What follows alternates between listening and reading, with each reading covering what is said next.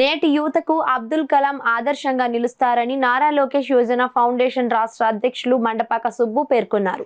Hyderabad state Telugu Desam party కార్యాలయంలో మాజీ రాష్ట్రపతి అబ్దుల్ కలాం 11వ వర్ధంతి కార్యక్రమం నిర్వహించారు. ఈ సందర్భంగా అబ్దుల్ కలాం చిత్రపటానికి తెలంగాణ టీడీపీ సీనియర్ నాయకులు అజ్మీ రారాజు నాయక్, నారా లోకేష్ యువజన ఫౌండేషన్ రాష్ట్ర అధ్యక్షులు Mandapaka Subbu, vice president Prashanth Chowdary, Prathipadu foundation అధ్యక్షులు కడప జగదీష్, కాకినాడ రూరల్ ఫౌండేషన్ అధ్యక్షులు మండపాక నాగబాబు, పెద్ద సంఖ్యలో టీడీపీ నాయకులు, కార్యకర్తలు, ఫౌండేషన్ సభ్యులు పాల్గొని అబ్దుల్ కలాంకు పుష్పాంజలి ఘటించి నివాళులర్పించారు.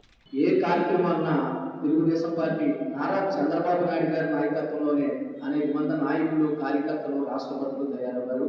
అదేవిధంగా మన అబ్దుల్ కలాం గారు మన ముందు లేకపోయినా ఆయన ఆశయాన్ని యువత అందరూ తీసుకోవాలి. ఆయన ఒక పేద జీవితంలో పుట్టి ఎంతో మందికి ఆదర్శమయ్యారు. మరి మిషన్ ఆఫ్ సైనిక్ అనే అవార్డు కూడా వచ్చింది ఆయనకి. ఆయన మరలాసారి రాష్ట్రపతిగా చేయమంటే వద్దు, నాకు 2 రోజులు ఆలోచించి చెప్తానని చెప్పి మరి ఆ పదవి ఎవరికన్నా ఇవ్వడం మరి ఆయన చాణక్యత. అదేవిధంగా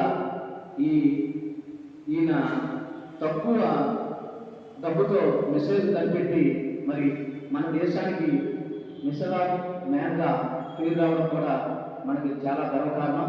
మరి యువత అందరూ ఆయన ఆదర్శంగా తీసుకుని ఎంత రాష్ట్రపతిగా ఉన్నా ఆయన చనిపోయేటప్పుడు ₹1 లేకపోవడం మనం అందరం నిదర్శనంగా తీసుకుని మరొకసారి అబ్దుల్ కలాం గారికి జోహార్ అబ్దుల్ కలాం గారు. నరసింహ గారికి, మిత్రులందరికీ స్వాగతం తెలియజేసుకుంటూ, ఏదైతే నిరుపేద కుటుంబంలో పుట్టి సామాన్యుడిగా లేబర్ బాయ్గా పనిచేసుకుంటూ చదువులు పూర్తి చేసి విద్యావంతుడై శాస్త్రజ్ఞుడై ఇస్రోలో పనిచేసి ఇక్కడ నుంచి పనిచేసే క్రమంలో మన జాతీయ పార్టీ అధ్యక్షులు నారా చంద్రబాబు పరిచయమైన సందర్భంగా వారు మరి ఏదైతే నేషనల్ ఫండ్ చైర్మన్ ఉన్నప్పుడు ఎవరైతే బాగుంటుందని, ప్రెసిడెంట్ ఆఫ్ ఇండియా ఎవరైతే బాగుంటుందని సార్ను మరి వాజ్పేయి గారు అడిగితే అప్పుడు ఏపీజే అబ్దుల్ కలాం గారిని రాష్ట్రపతిగా నియమించినటువంటి ఘనత జాతీయ పార్టీ చంద్రబాబు నాయుడు అని ఈ సందర్భంగా గుర్తు చేసుకుంటూ